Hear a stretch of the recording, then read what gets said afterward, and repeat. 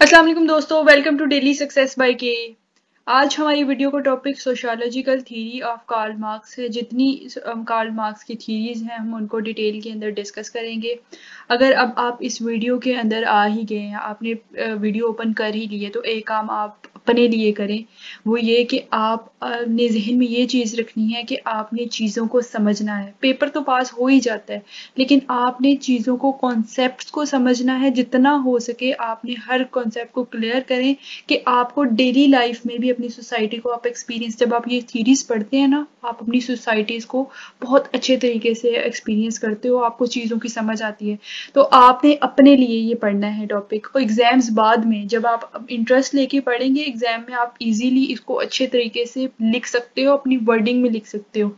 दूसरा काम आपने ये करना है, आप अपने पास अपने नोट्स रखें, कोई भी कॉपी रख लें और पेंसिल रखें। हर मैंने आउटलाइन बनाई हुई है, हर आउटलाइन का मैं आपको बताऊंगी कुछ इंपॉर्टेंट पॉइंट्स, और वो पॉइंट्स आपने लिख लेने हैं और आपको वो जहन में होने चाहिए। ठीक है, दौड़ के जाके अगर आप नोट्स डाउनलोड कर लेते हैं, इनका कोई कख फायदा नहीं होना। मैं बार बार बता रही हूँ, कोई फायदा नहीं होने वाला इनका। आप रट्टा लगा के लिख लोगे, पास भी हो जाओगे, तो भी आप समझें कि आपको इसका कोई फायदा नहीं है। फायदा लेना है तो आपने हर चीज को, कॉन्सेप्ट को समझना है। And sorry for the long video, अगर वीडियो लंबी हो जाती है इन केस, क्योंकि चीजें यहाँ पर कुछ कॉन्सेप्ट्स ऐसे हैं जिनको समझाने में मे भी मुझे टाइम लगे।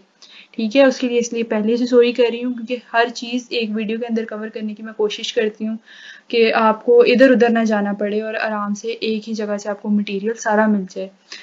अभी हम वीडियो को स्टार्ट कर रहे हैं। इंट्रोडक्शन आपके सामने है। आपने ध्यान रखना है कि हर चीज को गौर से समझना है। ठीक है, सबसे पहली चीज, आपको आउटलाइन शो हो रही है, ये देखें। ये आउटलाइन बनाने का मकसद ये है कि आपको पता हो कि की कॉन्सेप्ट्स कौन कौन से हैं और आपने उनको जहन में रखना है। हर सूरत आपको ये याद होनी चाहिए, हर वक्त आपके जुबान पे ये सारे आउटलाइन होने चाहिए, और फिर आप अपना पेपर लिख सकते हो। और मैं गारंटी के साथ कह सकती हूँ कि आपके मार्क्स नहीं कटेंगे। At the end of the video हम डिस्कस करेंगे कि ये क्वेश्चंस किस तरह से पूछा जा सकता है। अगर ये आउटलाइन आप कर रहे हैं ना, मतलब इसको, ये क्वेश्चन, ये वीडियो आपने कर ली है, आपको समझ आ गई, जिस मर्जी डायमेंशन से आपसे क्वेश्चन पूछ लिया जाए, मैं गारंटी देती हूँ कि आप उसके बारे में बहुत अच्छे से लिख सकेंगे और आपको इंशाल्लाह अच्छे मार्क्स भी मिलेंगे। आउटलाइन आपके सामने है जी। आउटलाइन के अंदर सबसे पहली चीज हमने जो डिस्कस करनी है, सोशियोलॉजिस्ट, जिस सोशियोलॉजिस्ट के बारे में हम बात करते हैं, हम उसके थोड़े से बैकग्राउंड को डिस्कस करते हैं। देन हम देखते हैं कि हमारी सोशियोलॉजी की फील्ड के अंदर उसकी क्या कंट्रीब्यूशंस हैं। फिर हम देखेंगे मार्क्स की थीरीज हैं, ये आपके सामने, हिस्टोरिकल मटेरियलिज्म और थ्योरी ऑफ क्लास एनालिसिस। आपके पास Marx theory of capitalism and alienation है। और फिर हमने critics of capitalism and concept of socialism, हम इसको डिस्कस करेंगे। उसके अंदर हम ये सारे पॉइंट्स जो हैं वो डिस्कस करेंगे। Legacy and contemporary relevance, legacy आपके पास होता है कि इसका इम्पैक्ट क्या है, लॉन्ग लास्टिंग जो इम्पैक्ट चीज छोड़ जाती है उसके बारे में। हम, जो छाप होती है ना, हम कहते हैं फलाने फलाने बंदे की इस काम ने आज भी छाप छोड़ी हुई है, लेगेसी उसको कहते हैं। हम उस चीज को डिस्कस करेंगे और एट द एंड हम कंक्लूजन को डिस्कस करेंगे। क्वेश्चन जब आप अटेम्प्ट करें, आपको मैं बार बार कहती हूँ, आपने सबसे पहले सोशियोलॉजिकल थ्योरी आपके पास होती है कि आपने उसकी डेफिनेशन, थोड़ा सा कॉन्सेप्ट उसका बता के, थोड़ी थोड़ी एक एक लाइन में आपने बताना है इसकी कौन कौन सी टाइप्स होती हैं। उसके बाद आपने ये सोशियोलॉजिस्ट का बताने के बाद आपने जो आपका, जिस भी सोशियोलॉजिस्ट के बारे में आपकी बात की जाए, क्वेश्चन किया जाए, आपने उसके बारे में थोड़ा सा उसका बैकग्राउंड बताने के बाद फिर आपने क्वेश्चन स्टार्ट करना है। ठीक है, आपने बैकग्राउंड जरूर बताना है जिस भी सोशियोलॉजिस्ट, और एंड पर आपने अपने क्वेश्चन का कंक्लूजन की हेडिंग देके जरूर लिखना है। ठीक है, इस तरह से आपका ये प्रॉपर क्वेश्चन प्रिपेयर होता है। अब हम प्रॉपर वीडियो स्टार्ट करने लगे हैं। इंट्रोडक्शन से, कार्ल मार्क्स अगर हम बात करें तो वो एक जनरल फिलोसोफर भी था, वो आपके पास इकोनॉमिस्ट भी था और सोशियोलॉजिस्ट भी था। ये तीन चीजें हैं। फिलोसोफर याद रखें, इकोनॉमिस्ट था 19th सेंचुरी के अंदर। अब देखें, जितने सोशियोलॉजिस्ट की थीरीज आप पढ़ेंगे, आप देखेंगे कि वो अपने टाइम, अपने लाइफ स्पैन में जो उनके इकोनॉमिकल या सोसाइटल या सोशल चेंजेस जितने आए हैं, वो उनसे इन्फ्लुएंस होते हैं। वो उन चीज़ों को ऑब्जर्व करते हैं। आप भी अगर देखें तो आप अगर चीज़ों को ऑब्जर्व करें, थीरीज को अब अपनी सोसाइटी को ऑब्जर्व करने बैठे तो बहुत सारी चेंजिंग्स हैं जो आप अपने अंदर फील करेंगे। तो ये सोशियोलॉजिस्ट वो थे जिन्होंने अपनी सोसाइटी को ऑब्जर्व किया और उसके अंदर होने वाली चीज़ों को उन्होंने समझा और फिर उनके ऊपर वर्क किया और फिर देखा कि कौन कौन सी चीज़ें सोसाइटी के अंदर रोल प्ले कर रही हैं, और रोल अगर सोसाइटी के अंदर लोग इस तरह बिहेव कर रहे हैं तो क्यों कर रहे हैं। ठीक है, इन्फ्लुएंस होने के बाद अब उनकी बहुत सारी की कंट्रीब्यूशन रह चुकी हैं सोशियोलॉजी की फील्ड के अंदर। जैसे कार्ल मार्क्स ने अपनी एज के दौरान, अपनी लाइफ स्पैन में बहुत सारी इकोनॉमिक कंडीशंस देखी, सोशल कंडीशंस देखी और उनसे वो इन्फ्लुएंस हुए। बेसिकली जो उन्होंने बात की थी मेन चीज़ वो इनइक्वालिटीज और इनजस्टिस, जो हमारी कैपिटलिस्टिक सोसाइटी होती है उसके अंदर जो इनइक्वालिटीज और इनजस्टिस को डिस्कस किया। अब यहाँ पर कॉन्सेप्ट आप देख रहे हैं कैपिटलिस्टिक सोसाइटी, वो क्या होती है। कैपिटलिस्टिक सोसाइटी, आप एक एग्जांपल, यहाँ पर कुछ लोगों ने बिजनेस ऑन किया हो, रिसोर्सेज उनके हाथ में हो। आप एग्जाम्पल किस तरह ले सकते हैं कि एक मार्केट प्लेस है, ये आप ले लें एग्जाम्पल, एक मार्केट प्लेस है। अब यहाँ पे कोई भी बंदा आके अपना बिजनेस स्टार्ट कर सकता है और अपने बिजनेस से पैसे कमा सकता है। अब ज्यादा रिसोर्सेज जिनका बिजनेस, यानी बॉस, इस कंपनी का जो बॉस है, ज्यादा प्रॉफिट उसको मिलता है और वर्किंग क्लास को कम प्रॉफिट मिलता है। तो ये इनइक्वालिटी है। इसको जो है वो उसने इनजस्टिस और इनइक्वालिटी को डिस्कस किया और ये आपके पास कैपिटलिस्टिक सोसाइटी है। What is capitalistic society? It is just like a market place where everybody can come and start his business and can make money. ठीक है, और अपनी मनी बना सकता है। बैकग्राउंड और इन्फ्लुएंस के अंदर आपने जो जो कॉन्सेप्ट और कंट्रीब्यूशन पहले देख लें, की कंट्रीब्यूशन टू सोशियोलॉजी। सोशियोलॉजी के अंदर उसने ये थीरीज जो है वो आपको दी हैं। हिस्टोरिकल मटेरियलिज्म की थ्योरी, क्लास एनालिसिस की थ्योरी, और आपके पास आती है कैपिटलिज्म की और एलाइनेशन की थ्योरी दी है। इन फर्स्ट इंट्रोडक्शन जो आपने टॉपिक, जो पॉइंट्स डिस्कस किए हैं वो आप अपने, अगर आपने कॉपी खोलने की जहमत कर ली है तो उसके ऊपर आप लिखें। सबसे पहली चीज़ लिखें कि आपने देखा कि कार्ल मार्क्स एक जर्मन फिलोसफर भी है, इकोनॉमिस्ट भी है और सोशियोलॉजिस्ट भी है 19th सेंचुरी के अंदर। अब वो अपने पहला पॉइंट ये होगा। दूसरा ये पॉइंट है कि उसने अपनी सोसाइटी के में जितने होने वाले सोशल और इकोनॉमिक चेंजेस थे उनको ऑब्जर्व किया और इनइक्वालिटीज के ऊपर बात की। दूसरा पॉइंट ये हो गया। और तीसरा पॉइंट जो है वो इम्पोर्टेंट, इस जो आउटलाइन है इसके अंदर ये हो गया कि उसने डिफरेंट थीरीज आपको दी और उन थीरीज के नाम हो गए। ठीक है, ये पहली इंट्रोडक्शन वाली आपकी आउटलाइन हुई complete. Marks theory of historical materialism. Materialism, marks का मतलब यहाँ पे ये था कि हमारी सोसाइटी के अंदर, कॉन्सेप्ट में आपको बता रही हूँ, दो क्लासेस हैं। ये आपके पास एक क्लास है और ये आपके पास दूसरी क्लास है। एक आपके पास है कैपिटलिस्टिक क्लास, बोरियोजी इसको कहते हैं, और दूसरी है प्रोलेटेरिएट। ठीक है, एक आप इन सिंपल वर्डिंग, एक है आपकी कैपिटलिस्टिक क्लास और एक है आपकी वर्किंग क्लास। कैपिटलिस्टिक क्लास कौन सी? जो बॉस है, ठीक है, जिसे बिजनेस ऑपरेट किया, जिसके पास ज्यादा पैसे हैं, जिसके पास ज्यादा रिसोर्सेज हैं। लैंड, लेबर, कैपिटल, रिसोर्सेज आपकी कौन से आते हैं? Land, labour, capital. एक आपके पास आ गई वर्किंग क्लास, दूसरी आपके पास आ गई कैपिटलिस्टिक क्लास। अब वो कहते हैं कि आपके जो जितने भी सोशल और इकोनॉमिक चेंजेस सोसाइटी के अंदर आते हैं वो इन दो क्लासेस की में स्ट्रगल, इन दो क्लासेस में कन्फ्लिक्ट के दरमियान आते हैं। फॉर एग्जांपल, आप यहाँ पर आप मेरी वीडियो सुन रहे हैं, लेक्चर सुन रहे हैं, आप फॉर एग्जांपल कैपिटलिस्टिक क्लास से बिलोंग करते हैं और मैं वर्किंग क्लास से बिलोंग करती हूँ। तो मेरी कोशिश होगी मैं जितनी मेहनत करूँ, मेरे पास जो रिसोर्सेज आपके पास है, मेरे पास भी वो रिसोर्सेज है, जो अपॉर्चुनिटीज आपके पास हैं, आप लाइफ को एंजॉय कर रहे हैं, मैं भी कोशिश करूंगी कि मैं भी वो चीजें एंजॉय करूं और मैं कहीं ना कहीं उसके लिए काम करूंगी। ठीक है, और मेहनत करूंगी। तो आप कहीं ना कहीं मेरी मेहनत से सोसाइटी के अंदर डेवलपमेंट आ रही है, तो वो सोसाइटी के अंदर चेंज आ रहा है। तो मार्क्स कहता है कि ये हमारी सोसाइटी के अंदर जो चेंज आती है, ये सोशल क्लासेस, जो कि आप, तुम कैपिटलिस्टिक क्लास और मैं वर्किंग क्लास, हम दोनों के दरमियान कन्फ्लिक्ट और जो स्ट्रगल है उसकी वजह से हमारी जिस सोसाइटी के अंदर हम रह रहे हैं उसके अंदर जो चेंजेस आते हैं वो हम दोनों के कन्फ्लिक्ट की वजह से आ रहे हैं। हम दोनों मतलब कैपिटलिस्टिक क्लास और वर्किंग क्लास।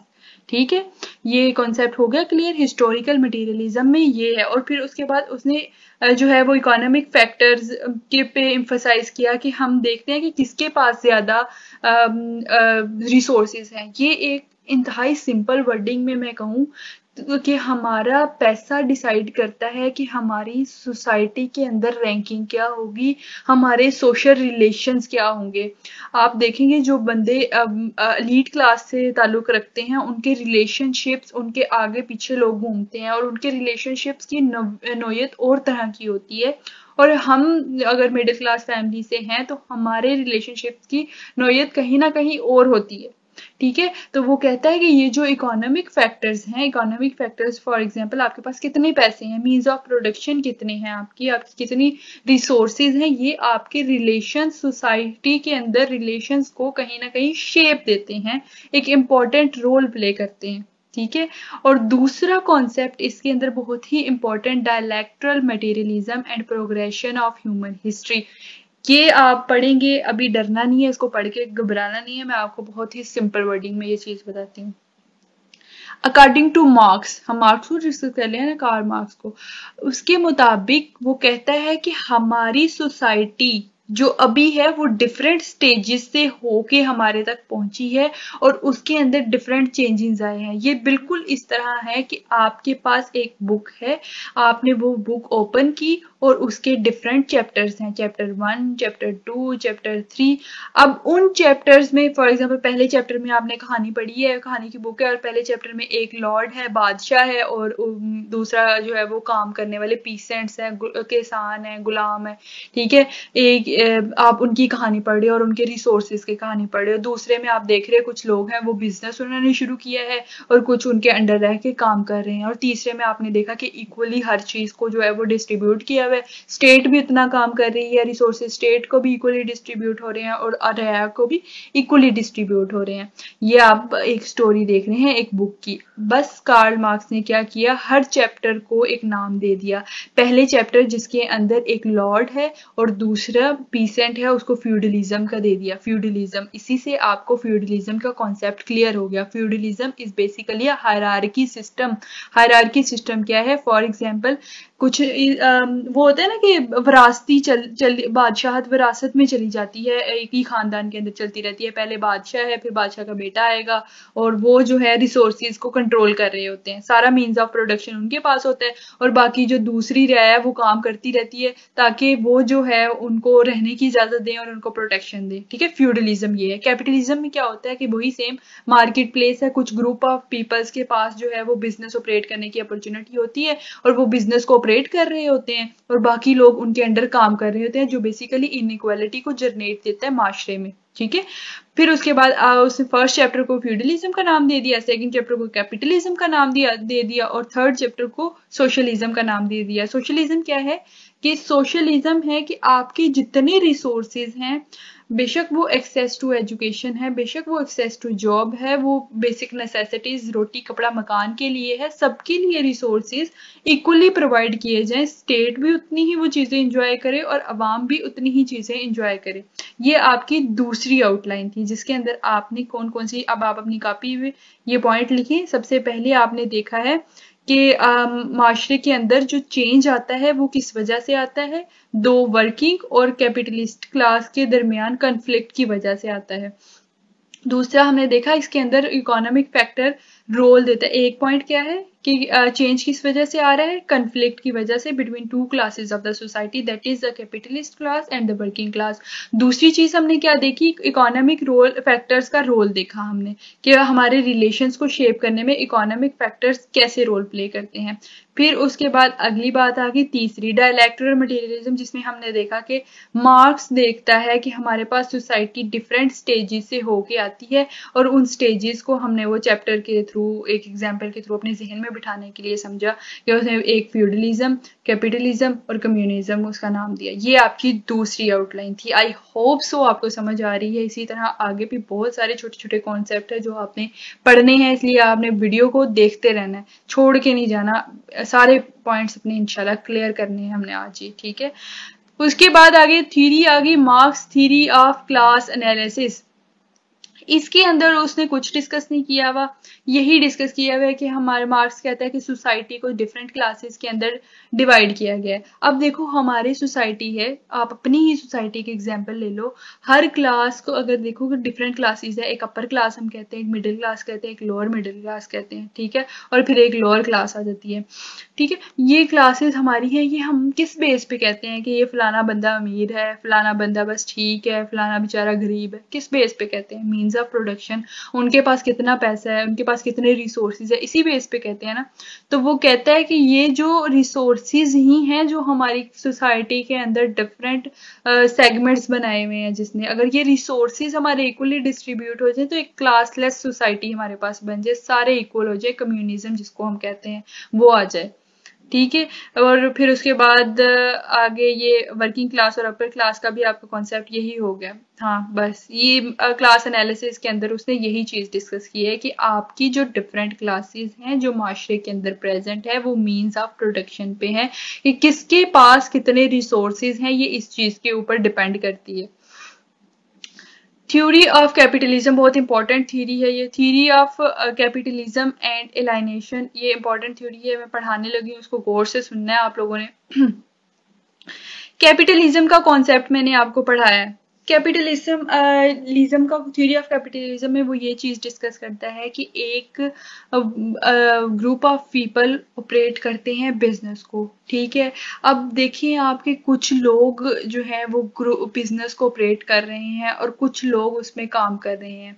तो आप एक चीज देखोगे कि एक कंपनी है, ठीक है, उधर का बॉस है, अब उस कंपनी में बहुत सारे वर्कर्स काम कर रहे होते हैं, तो अब आपको आया 100% प्रॉफिट, तो उसमें से 80% बॉस को जाता है और 20% जो है वो वर्कर्स में डिस्ट्रीब्यूट होता है।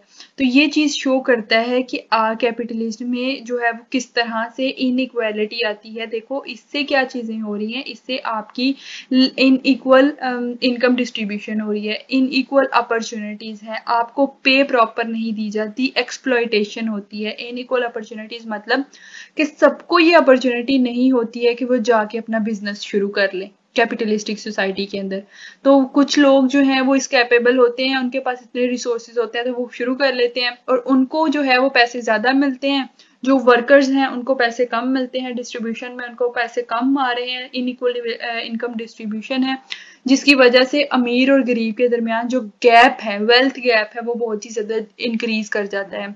लेबर्स की एक्सप्लॉयटेशन हो जाती है, उन्हें जितना वो काम करते हैं उन्हें उतना प्रॉफिट नहीं मिलता, ठीक है, ये चीज है। अब थ्योरी ऑफ एलाइनेशन, एलाइनेशन इस थ्योरी में ये बात की गई है कि इसमें जो कॉन्सेप्ट है ना वो ये है कि फॉर एग्जाम्पल आप कहीं जाकर काम कर रहे हो, ठीक है, और आप देखो कि आप जितना काम कर रहे हो आपको उतना जो है वो आगे से रिस्पॉन्स नहीं मिल रहा, या फिर आप यू कैन से आप कपड़े बनाने की कंपनी के अंदर काम करते हो और आप देखो कि आप जो चीजें दिन रात 24 घंटे काम करके जो चीज बना रहे हो वो चीज आपको, आप उससे फायदा ही नहीं उठा सकते हो, ठीक है, आप उससे फायदा ही नहीं उठा सकते हो, वो चीज आपको मिल ही नहीं सकती और आप बनाते जाओ और कोई और फायदा उसे उठाते जाए और आपको उतनी मेहनत का सिला भी ना मिले, तो कहीं ना कहीं आप एलियनेट होना शुरू हो जाओगे इन सब चीजों से और आप कहीं ना कहीं डिस्करेज हो जाओगे,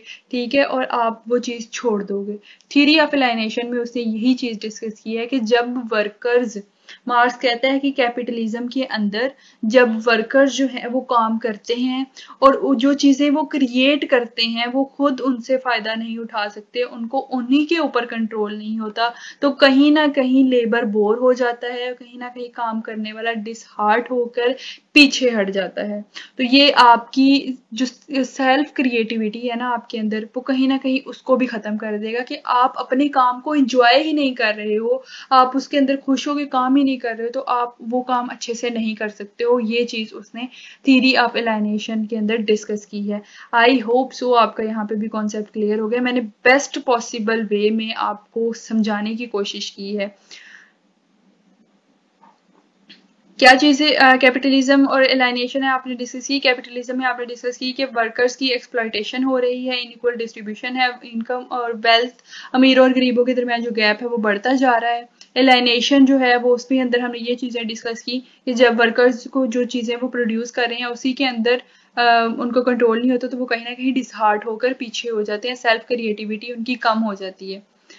critics of capitalism and concept of socialism. अब मार्क्स ने क्या किया, मार्क्स ने कैपिटलिज्म के ऊपर क्रिटिसिज्म की कि इसको डिस्करेज किया कि ये कम होना चाहिए। उसकी रीजंस आपने इस टॉपिक के मतलब ये जब आउटलाइन लिखे, रीजन क्या है, अनइक्वल अपॉर्चुनिटी है। रीजन दूसरी क्या है, अनइक्वल इनकम डिस्ट्रीब्यूशन है। अनइक्वल अपॉर्चुनिटी आपको वेल्थ, जॉब, एजुकेशन की है, ठीक है। अनइक्वल इनकम डिस्ट्रीब्यूशन है between worker and the owner, और जिसकी वजह से जो है वो वेल्थ गैप जो है वो आपका इंक्रीज होता है। एक आपकी ये होगी, दूसरी आपकी जो है वो अनइक्वल डिस्ट्रीब्यूशन होगी, तीसरी आपकी हो गई एक्सप्लॉयटेशन होती है लेबर की, और लेबर डिसहार्ट हो जाता है। ये तीन रीजन आपने क्रिटिसिज्म अगर वो कैपिटलिज्म की कर रहा है तो इन तीन रीजंस के ऊपर कर रहा है। और फिर इसका हल क्या बताया उसने, उसने कहा कि सोशलिज्म जो है वो आप लेके आओ। सोशलिज्म में क्या है कि इक्वली रिसोर्सेज वर्किंग क्लास और जो अपर क्लास कैपिटलिस्टिक क्लास है इन दोनों के दरमियान रिसोर्सेज को इक्वली डिस्ट्रीब्यूट किया जाए और एक क्लासलेस सोसाइटी लेके आया जाए और सबको बराबर हकूक दिए जाएं सोशलिस्टिक सोसाइटी के अंदर, जो कि एक रियल सिनेरियो में ये पॉसिबल नहीं है। लेकिन उसने गोल दिया कि एक ऐसा सिस्टम क्रिएट करो, एक ऐसा सिस्टम रिसोर्सेज जहाँ पर इक्वली डिस्ट्रीब्यूट हो रहे हों और कोई भी आप इकोनॉमिक डिसीजन कर रहे हैं तो वो सबकी मर्जी से हो रहा हो, ठीक है। लेगेसी एंड कंटेम्प्रेरी रेलिवेंस आपकी 6th आउटलाइन है। लेगेसी एंड कंटेम्प्रेरी रेलिवेंस, इसके अंदर हम बात करते हैं इसके इम्पैक्ट की। लेगेसी होता है कि फॉर एग्जांपल पास्ट के अंदर कोई काम हुआ है तो प्रेजेंट के अंदर उसके कितने इम्पैक्ट्स हैं। तो ये बात आप गौर से समझ लें कि मार्क्स का जो इम्पैक्ट थे सोशियोलॉजी के वो आज के ऊपर बहुत ज्यादा है, स्ट्रॉन्ग इम्पैक्ट है। उसने पावर डायनामिक्स बहुत ही ज्यादा हर चीज को उसने डिस्कस किया। देखें, आपके पास एक सोसाइटी की स्टेट होती है जो आपके सामने होती है और एक होती है जो अंडरलाइन इफेक्ट है। अब जो जो बिहेवियर सोसाइटी के अंदर आप ऑब्जर्व करते हैं ना उनके पीछे रीजंस होती हैं। तो सोसाइटी के अंदर जो इनइक्वालिटी है उसकी रीजन मार्क्स ने कहीं ना कहीं उसके ऊपर फोकस किया, ठीक है, कि ये जो है वो आपकी रीजंस हैं और उसके ऊपर उसने काम किया। इस वजह से उसका आज भी इम्पैक्ट देखा जाता है। बहुत सारे सोशियोलॉजिस्ट ने उनका कॉन्सेप्ट उठाकर उनको मजीद स्टडी किया और आज उनका जो है वो उनके काम की आज बहुत ज्यादा छाप जो है वो आपको मिलती है। फिर उसके बाद अगली चीज अगर आप देखो तो इसके ऊपर क्रिटिसिज्म भी है। क्रिटिसिज्म अब क्यों है और किस बेस के ऊपर है वो मैं आपको बताती हूँ। पहले जो क्रिटिसिज्म और डिबेट्स हो रही हैं इसके खिलाफ, वो कहते हैं कि इन्होंने इकोनॉमिक इश्यूज के ऊपर ही बात की है कार्ल मार्क्स ने अपनी थीरीज के अंदर, जबकि दूसरे बहुत सारे फैक्टर्स हैं जो सोसाइटल बिहेवियर्स को कहीं ना कहीं शेप देते हैं, उसको डिस्कस नहीं किया। फिर उसके बाद कुछ कहते हैं कि इन्होंने कॉन्सेप्ट दिया है सोशलिज्म कम्युनिज्म का, कि हर चीज एक क्लासलेस सोसाइटी, एक परफेक्ट आइडियल सोसाइटी क्रिएट कर ली जाए, जो कि अगर हम रियल सिनेरियो में बात करें या रियल सिचुएशन के अंदर बात करें तो वो पॉसिबल नहीं है, ठीक है। और कुछ लोग कहते हैं, ये दूसरे वाले हो गए, पहले वालों ने क्रिटिसिज्म की इस बेस के ऊपर कि उसने जो है वो आपके पास सिर्फ इकोनॉमिक फैक्टर्स रखे हैं, दूसरे फैक्टर्स को नहीं रखा। दूसरों ने एक ग्रुप ये इस बेस के ऊपर क्रिटिसिज्म कर रहा है, दूसरा इस बेस पर क्रिटिसिज्म कर रहा है कि कार्ल मार्क्स ने सिर्फ और सिर्फ क्रिटिसिज्म की है। सॉरी, वो कार्ल मार्क्स ने सिर्फ कम्युनिज्म का कॉन्सेप्ट दिया है और जो कि इन रियल वर्ल्ड सिनेरियो वो पॉसिबल नहीं है। और तीसरा ग्रुप जो है वो कहता है कार्ल मार्क्स ने कुछ ऐसे बिहेवियर, बहुत सारी कॉम्प्लेक्सिटीज हैं जो हमारी सोसाइटी के अंदर प्रेजेंट है उनको इग्नोर ही कर दिया है, ठीक है। ये क्रिटिसिज्म थी और इन क्रिटिसिज्म में ये तीनों पॉइंट आपने जरूर लिखने हैं, अपनी वर्डिंग में लिख दें लेकिन लिखें जरूर।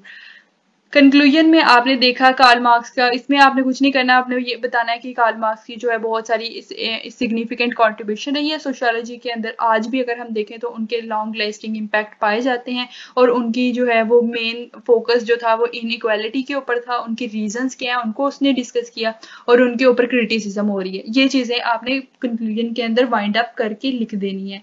आई होप आपकी सारे के सारे पॉइंट्स क्लियर हो गए हैं। मैंने डिटेल के अंदर हर चीज को समझाया है। अगर आप समझे बगैर नोट्स डाउनलोड कर लेते हो जाके, वो पकड़ लेते और आपको फिर कोई समझ नहीं आनी थी, फिर बस रट्टा ही था, और वो रट्टा भूल भी किसी भी टाइम बोल सकता था। ये अगर आपने मेरी वीडियो देख ली है तो आपके, मैं गारंटी से कह सकती हूँ, कॉन्सेप्ट क्लियर हैं, आप लिख सकते हैं। अब हर चीज़ है, अब आपको ज़रूर अलग अलग से थ्योरी ऑफ कैपिटलिज्म क्या है, तो ये क्या है, वो क्या है, आपको इसके लिए अलग अलग सर्च करने की ज़रूरत नहीं है। हर पॉइंट आपका क्लियर हो गया है। नोट्स का जो पासवर्ड होगा वो आपका होगा 123। ठीक है, लिंक आपको डिस्क्रिप्शन बॉक्स में मिल जाएगा, वहां से अब आप डाउनलोड करना चाहो तो कर सकते हो, नहीं करना चाहो तो आपकी मर्जी है। मेरा काम था आपको समझाना और आपको नोट्स देना। अच्छे अच्छे मार्क्स लेके आओ, अच्छे अच्छे तरह से कामयाब हो, और चीज़ों को बस पढ़ो समझो जितना हो सके। और मेरे लिए आपने क्या करना है, वीडियो को लाइक करना है, चैनल को सब्सक्राइब करना है, अपने दोस्तों के साथ जितना हो सके चैनल को शेयर करें, और कमेंट सेक्शन में मुझे ज़रूर बताएं कि आपको समझ आई है कि नहीं है। ये 15-20 मिनट जो बोलना है, ये आपको फायदा हुआ है इसका, या फिर एमी मैंने बोल दिया है? तो आप मुझे कमेंट सेक्शन में ज़रूर बताएं, अपने रिव्यूज़ दें, अपना बहुत सा ख्याल रखें। अगली वीडियो में मिलते हैं। अल्लाह हाफ़िज़।